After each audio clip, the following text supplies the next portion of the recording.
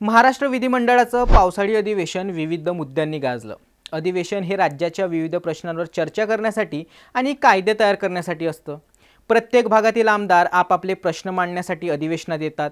दरम्यान तुम्ही निवडून दिलेल्या या आमदारांचा पगार किती असतो हे तुम्हाला माहिती आहे का? पगार म्हटलं म्हणजे प्रत्येकाच्या आवडीचा विषय। मात्र आमदारांना केवळ पगारच मिळत नाही, तर एकदा निवडून आल्यानंतर त्यांना आयुष्यभरासाठी पेन्शनही मिळते। पगाराशिवाय आमदारांना विविध सुविधाही मिळतात। तर त्या कुठल्या सुविधा आहेत आणि आमदारांना किती पगार मिळतो याचीच माहिती पाहूयात या व्हिडिओच्या माध्यमातून। विधानसभा आणि विधान परिषद दोन्ही सभागृहातील आमदारांना सारखेच वेतन असते। यात मूळ वेतन, महागाई भत्ते आणि इतर भत्ते एकत्र करून हा पगार दिला जातो। त्यानुसार एका आमदाराचे मूळ वेतन हे 1,82,200 रुपये इतके असते। आमदारांना आजच्या 4G 5Gच्या काळातही टेलिफोनसाठी 8,000 रुपये भत्ता दिला जातो।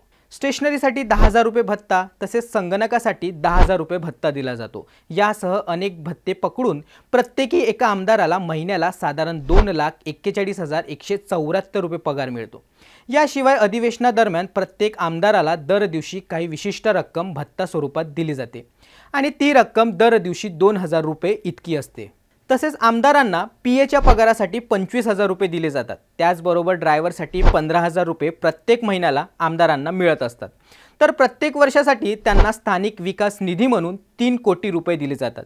याशिवाय राज्यांतर्गत प्रवासासाठी आमदारांना दर वर्षाला 15,000 रुपये, तसंच महाराष्ट्राबाहेर जायचं असेल तर त्यासाठी स्वतंत्र 15,000 रुपये मिळतात।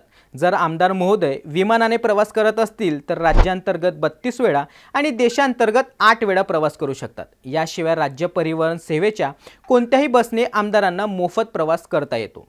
जे आमदार निवृत्त होतात त्यांना दरमहा 50,000 रुपये निवृत्ती वेतन दिले जाते। ज्या आमदारांची सेवा 5 वर्षापेक्षा जास्त काळासाठी झाली आहे त्यांना त्यांच्या प्रत्येक टर्मसाठी अतिरिक्त 2,000 रुपये निवृत्ती वेतन दिले जाते। आमदाराचा मृत्यू झाल्यास पत्नीला किंवा पतीला दरमहा 40,000 रुपये कुटुंब वेतन देण्यात येते। शिवाय त्या पत्नीचा किंवा पतीचा मृत्यू झाला असेल तर त्यांच्या मुलांनाही ही पेन्शन लागू होते।